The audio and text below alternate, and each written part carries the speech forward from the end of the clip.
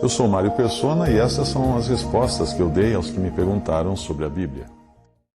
Enviamos Timóteo, nosso irmão e ministro de Deus e nosso cooperador no Evangelho de Cristo, para vos confortar e vos exortar acerca da vossa fé. Se você analisar, a vossa fé vai ser um dos assuntos principais de Paulo aqui nessa epístola, porque ele fala da vossa fé no versículo 2, ele fala da vossa fé no versículo 5, mandei-o saber da vossa fé, ele fala da vossa fé no versículo 6, ele fala da vossa fé no versículo 7 e finalmente no versículo 10, e supramos o que falta à vossa fé. Então a fé dos Tessalonicenses era questão de preocupação do apóstolo Paulo. Ele queria saber como estava a fé deles, como eles estavam. E esse capítulo aqui, esse envio de Timóteo, nós já explicamos, eu acho que numa outra ocasião, que esse enviar não é no mesmo sentido de uma instituição religiosa que envia alguém. Eu acredito que foi até 1 Coríntios 16. E acerca do irmão Apolo, roguei-lhe muito que fosse com os irmãos ter convosco. Mas, na verdade, não teve vontade de ir agora, irá, porém, quando se lhe oferecer boa ocasião. Então, repare aqui que não é um mandado, né? Não é uma coisa do tipo, Apolo, você tem que ir lá. Não, ele sugere, mas ele aqui deixa claro que Apolo não queria ir agora, ele ia numa outra oportunidade. Então, quando nós lemos aqui em 1 Tessalonicenses, quando ele fala no capítulo 3, versículo 2, e enviamos Timóteo, nosso irmão e ministro de Deus e nosso cooperador no Evangelho de Cristo, para vos confortar e vos exortar acerca da vossa fé. Então, esse enviamos não é no sentido do patrão que manda. Cada um tem do Senhor o seu dom. E cada um tem do Senhor a sua direção. Não estamos sujeitos, os cristãos não devem estar sujeitos a uma organização ou a algum corpo de homens, líderes que mandam e vai para cá, vai para lá, você tem que ir para a África agora pregar o Evangelho. Não. O Senhor da Seara é o dono da Seara. Roguem ao Senhor da Seara que envie trabalhadores para a Seara. O Senhor fala lá nos Evangelhos, a seara é grande, né, mas os trabalhadores são poucos. Roguem ao Senhor da seara. Então, o Senhor da seara é quem envia. E nesse sentido aqui, é mais o sentido que Paulo fez lá com Apolo, né? Enviamos, mas tipo assim, Timóteo precisava ter a direção do Senhor nisso. Ele não era simplesmente mandado, né, para lá. Enviamos Timóteo, e aqui ele dá a qualificação de Timóteo. Nosso irmão, ministro de Deus. Por que ministro de Deus? Porque ele ministrava, ele servia a verdade para os irmãos. E nosso cooperador no Evangelho de Cristo, porque ele cooperava, ele não era um estorvo, né? Como é difícil quando você tem irmãos que são um estorvo no Evangelho. E pode acreditar que isso existe, né? Existem irmãos que querem barrar, com medo de perder o controle. Então eles querem barrar a obra de Deus com medo de que saia das suas mãos o controle. Então ele que tem que decidir quem vai, quem fica, quem faz. E isso não tem fundamento de jeito nenhum na palavra de Deus. E aí, então, ele vai enviar Timóteo para vos confortar e exortar acerca da vossa fé. Aqui tem um ponto muito importante, que é o seguinte. Nós pregamos o Evangelho. As pessoas se convertem. Depois as pessoas se convertem, começam a congregar ao nome do Senhor. E a questão é, acabou? Não tem mais o que fazer? Não tem mais serviço? Não, de maneira nenhuma. Veja a preocupação aqui do apóstolo. Eles tinham pregado o Evangelho para esses Tessalonicenses. Eles tinham ensinado eles por cartas. Mas agora, eles vão até lá. Pelo menos Timóteo, aqui no caso, vai até lá para quê? para vos confortar, porque é necessário, é um trabalho contínuo para vos confortar e vos exortar acerca da vossa fé. Eu sei que eu praticamente sou mais de pregar o evangelho, né? Mas tem irmãos que são excelentes nessa iniciativa de visitar irmãos, visitar assembleias. Então, quando você vê alguns irmãos aí que viajam o Brasil inteiro para visitar assembleias, eles estão fazendo isso aqui para vos confortar e vos exortar acerca da vossa fé. Porque cada vez que vem um irmão nos visita ou um irmão visita outros, ele não apenas vai se inteirar de como estão aqueles irmãos, como vai levar também uma palavra de ânimo, de consolo, de conforto.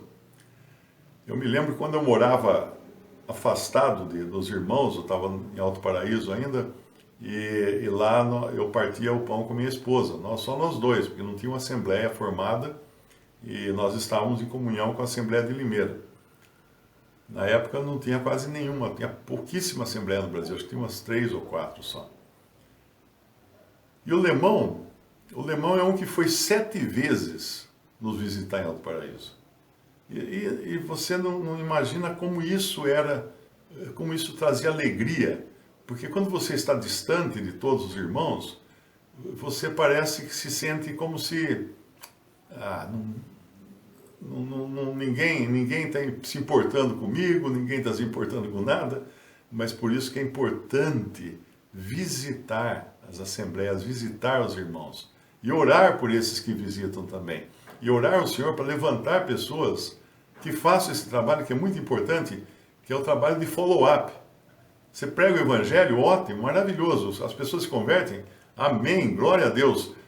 Mas agora como é que faz? Agora precisa dar assistência. Dar assistência. Lá em Atos, eu acho que é capítulo 11, se não me engano, que o Evangelho é pregado, aí vem outros irmãos e acaba se formando uma assembleia ali, e cada um vinha fazer a sua obra, fazer o seu trabalho, e consolar e confortar os irmãos. Então, muito importante isso aqui, para vos confortar e vos exortar acerca da vossa fé. Quão importante esse trabalho. Aí no versículo 3, ele mostra a razão disso, para que ninguém se comova por essas tribulações, porque vós mesmos sabeis que para isto fomos ordenados. Para que ninguém se desanime ou fique abalado com as tribulações. Porque uma coisa importante é sempre entender que a tribulação, até essa semana eu estava vendo no Twitter, né? Aí uma deputada lá pôs uma foto dela, acho que é uma candidata a deputada ou é deputada, não me lembro agora. E ela escreveu assim: Senhor, dá-me paciência, né? Aí eu escrevi embaixo o versículo de Romanos, né? De Romanos, que fala que, podemos até abrir lá, é Romanos capítulo 5, versículo 3. E não somente isto, mas também nos gloriamos nas tribulações, sabendo que a tribulação produz a paciência. Então eu escrevi para ela: ore por tribulação, não por paciência. Porque a paciência é um subproduto da tribulação. Sem tribulação, não tem paciência. Vai ser paciente para quê, né?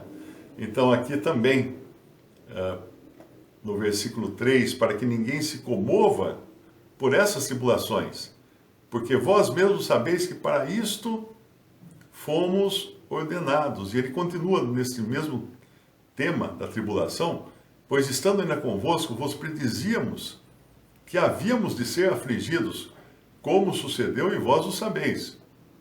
Então, o próprio apóstolo e os seus companheiros estavam passando por tribulações.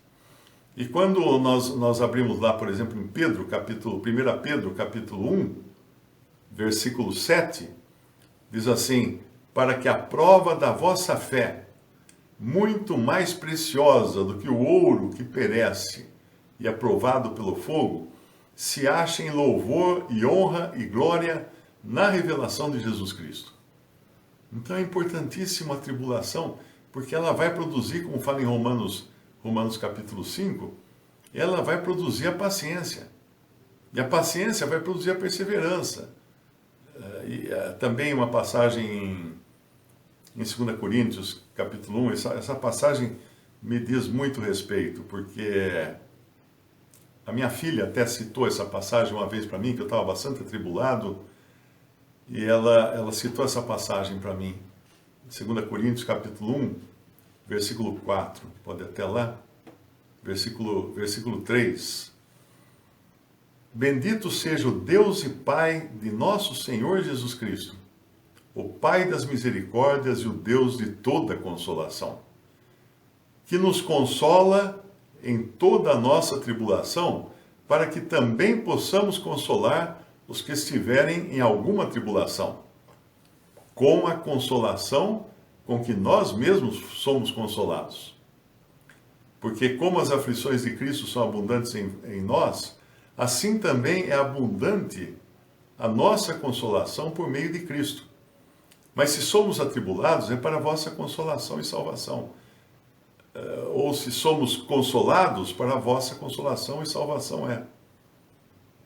A qual se opera suportando com paciência as mesmas aflições que nós também padecemos. Então ela me chamou a atenção para esse versículo, o Deus de toda consolação, que nos consola em toda a nossa tribulação, para que também possamos consolar os que estiverem em alguma tribulação, com a consolação com que nós mesmos somos consolados por Deus. Então minha filha falou: pai, se você não estivesse passando por todas essas tribulações, como é que você iria consolar alguém? Se você não conhece a consolação vinda de Deus. Percebe? Então esse é o papel do cristão nesse mundo. Nós sofremos, nós passamos apuros, mas não jogue fora isso. Não despreze, não descarte, porque são essas aflições, são esses apuros, esses problemas que estão qualificando você para poder consolar outras pessoas, com a mesma consolação com que você foi consolado numa situação semelhante. E eu recebo muitas mensagens, muitos e-mails, muitas mensagens de pessoas atribuladas de diversas maneiras. E quando eu olho no meu inventário, né, vamos dizer assim, eu penso assim: passei por algo semelhante. Então daí eu pego lá no meu arquivo mental a situação semelhante que eu passei e compartilho. Tipo assim, eu sei o que está passando, eu sei o que você está sofrendo. E ainda que seja algo que eu não tenha conhecido, como por exemplo, perder um filho, perder uma pessoa querida, o Senhor sabe. Aí eu vou mostrar que o Senhor sabe. É como aquele caso do homem bastante avesso ao Evangelho, que estava sendo evangelizado, ele virou para aquele que o evangelizava e disse assim, era um homem que tinha perdido o filho, né? O filho tinha morrido. Ele falou: onde é que estava esse seu Deus quando meu filho morria, sofrendo tremendamente? Aí o evangelista falou: ele estava no mesmo lugar em que ele estava quando o filho dele sofria horrivelmente e morria numa cruz. Esse é o Deus que pode consolar. Esse é o Deus de toda consolação, que nos consola em toda a nossa tribulação. Visite o canal Respondidas no YouTube. Também respondi.com.br e 3minutos.net. Baixe os livros e o aplicativo.